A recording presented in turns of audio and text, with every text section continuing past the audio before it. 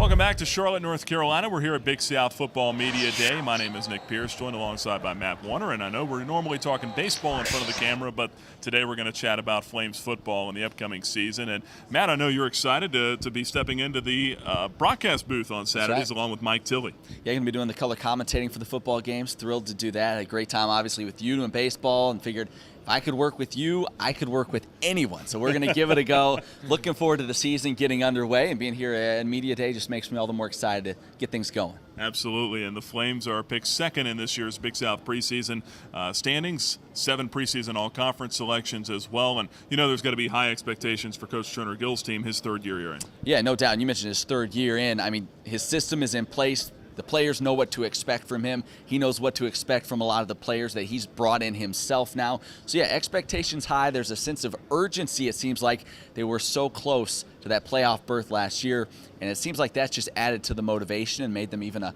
hungrier squad as they prepare now for the 2014 season. And really, I think it's a toss-up as far as who could win this thing. Yeah. I mean, Coastal at the top, Liberty second, Charleston Southern right there at third. They're coming off a 10-win season. Yeah. A lot of parity going into the league this year. Yeah, you've said it, and a lot of it will be just how the schedule breaks down. I mean, Liberty going on the road to play Coastal there at the end of the season. We hope that is a huge game when we get to that point. But, yeah, the top of the conference, so I think it'll be tight at the top, and then some teams further down that maybe we don't know a lot about yet. In Monmouth, how are they going to fare in this conference? And then some teams that are hoping to take that next step and have a better season than they did in 2013. Yeah, you mentioned it, the Coastal game at the end of the year, and we all want to talk about that, but you talk to the coaches and the players, and they're kind of shying away from the talk at the end of the year. They know they got about 10 or 11 games to get through before that. And they want to talk about North Carolina. First game on the schedule, that's what they want to talk about, and I've loved asking the guys about that.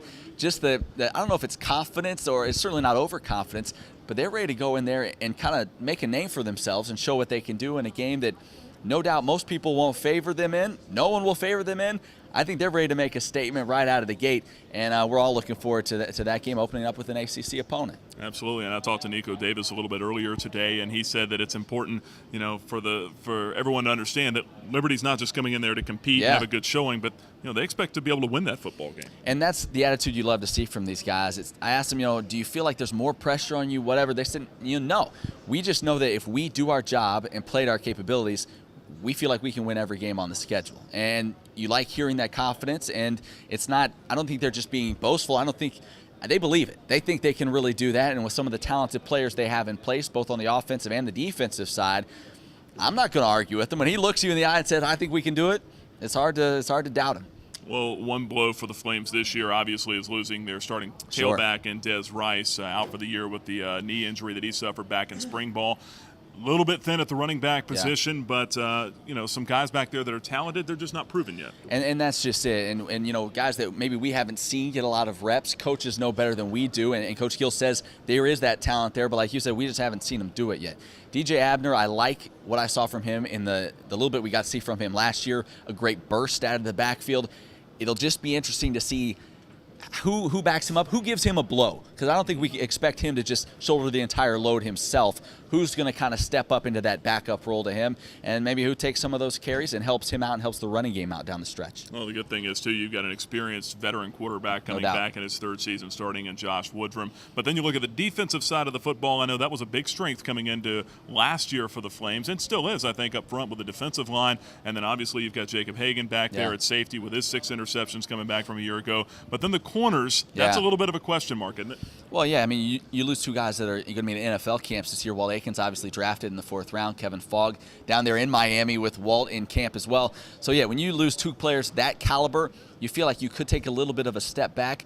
But talking with Coach Hill, he thinks they'll be even more athletic and faster this year than they were last year. And in some ways, the same situation to those backup running back positions, guys that have a lot of talent that they're playing behind 2 guys that are in the NFL.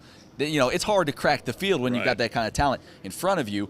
But it'll be interesting to see who kind of steps up and fills those roles. But you mentioned it, still some big-time playmakers on this defense in 2014. I think Kenny and Wesley Scott are a couple of guys that immediately come to mind. I'm talking to Marshall Roberts a few weeks ago. I like it. He's already named him his law firm, Scott and Scott, back the Scott there. Boys. Yeah, exactly, in the secondary. So certainly a lot to be excited about, I think, for this team this year. But then you look at the schedule again. You start with North Carolina, and then you start at Norfolk State. I think that Norfolk State game is huge. Yeah, especially if, and we hope, we pull the upset and win North Carolina, but if you drop that game does become huge. You drop your first two, and all of a sudden you start getting in your minds. You hope panic doesn't sit in, but you start wondering, when are we going to get that first win under our belt? So you're right. Norfolk State on the road again. That will be a huge game for this team. And then you continue forward. Appalachian State is on the schedule as well. It doesn't necessarily get a whole lot easier in the non-conference, but if you're able to win those, I think your confidence is through the roof heading into Big South play. And if you're able to get a couple of those under your belt,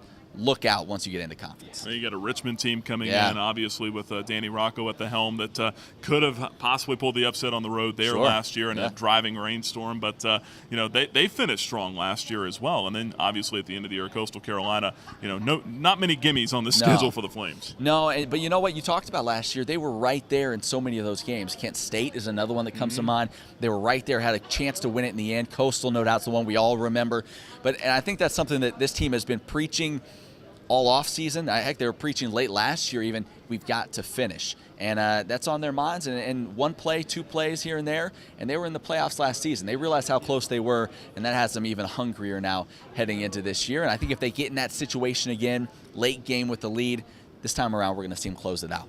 Good stuff. Well, Matt, appreciate the time here. Glad to have you on board with the Liberty Flames Sports Network television side on game days on Saturday, and certainly looking forward to passing by in the buffet line in the press box. We know that will happen. No doubt about that. All right, for Matt Warner, I'm Nick Pierce here from Charlotte for Big South Media Day for the Liberty Flames Sports Network.